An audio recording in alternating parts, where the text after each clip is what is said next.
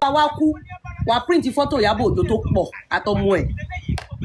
ní kàárọ̀ jíire tó bá ti tẹ ọkọ̀ wàá múra Ìjẹ̀ṣà ó ní wọ́n máa ń rírun rìn Ìyábọ̀ yẹn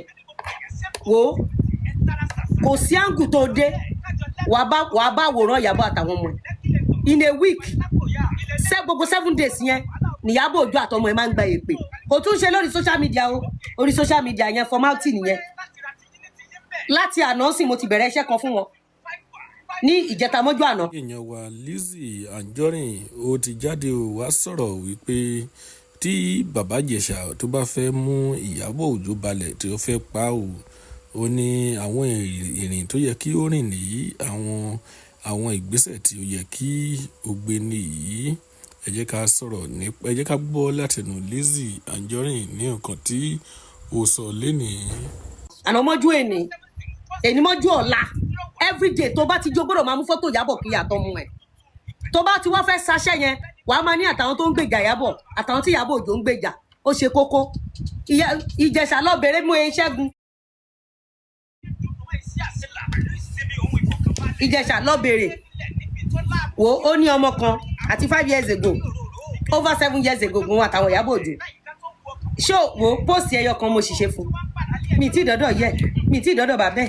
mi tí dọ́dọ̀ wèrè kan tó bímọ fún mi tí dọ́dọ̀ àwọn ọmọ ẹ̀ wá gbọ́ fídíò tó ṣe máa bọ̀ wá gbọ́ just post ẹyọ kan ó gbọ́ Ìjẹ̀ṣà ó máa gbọ́rọ̀ jáde fún Ìyábọ̀ ó máa lọ sọ́dọ̀ àwọn olóró ó máa gbọ́rọ̀ jáde fún Ìyábọ̀ wá kéré ni Ìyábọ̀ ò kéré nu kán pààyàn kán bá tèèyàn jẹ́ ìwọ ló nífẹ̀ẹ́ mi ẹlẹ̀ kí ló ń ṣe ẹ́ à ń bẹ sọ because tó bá bẹ sọ́ọ̀sì wá tún jáde Jésù mi kò fẹ́ bẹ́ẹ̀ ó máa pa ẹ́ ibi ló wo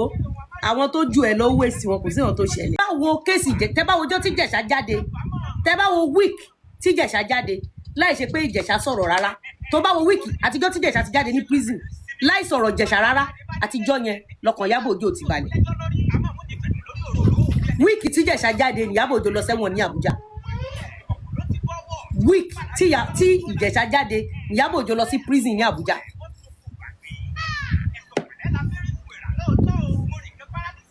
ó gbọ́ mi wíìkì ẹ lọ wo àtijọ́ tí Ìjẹ̀ṣà ti jáde láyé Ìyábọ̀ Òjó ti bàjẹ́ beyond repair ṣe rí gbogbo àwọn tẹni tó ń bá Ìyábọ̀ Òjó polówó fíìmù yẹn ẹ wojú wọn dáadáa ẹ mú wọn fún ìṣàlàyé ikú tó pa Mohbad ẹ mú wọn. Ìjẹ̀ṣà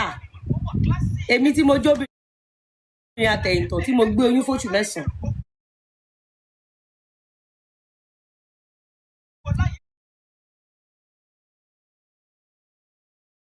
orí pé ìgbà tó kọjú sí mi mo ta ó kè mí nǹkan mo lérò ara mi pa.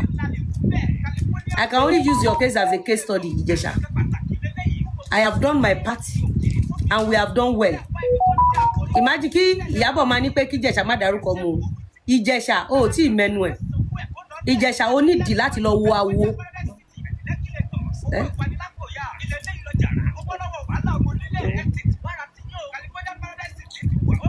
wà lọ wo awo ó ń ṣe awo fẹ́ẹ̀kì o Ìjẹ̀ṣà nínú 7 days tó wà nínú 1 week 5 days wàá máa fi rìn kiri gbogbo ibi tó bá ti ń ṣe èpè wàá print fọ́tò Ìyábọ̀ Òjó àtọmọ ẹ̀ torí pé one thing is this Ìjẹ̀ṣà tí ò bá kú Ìyábọ̀ Òjó ò ní padà that is one terrible thing about Ìyábọ̀.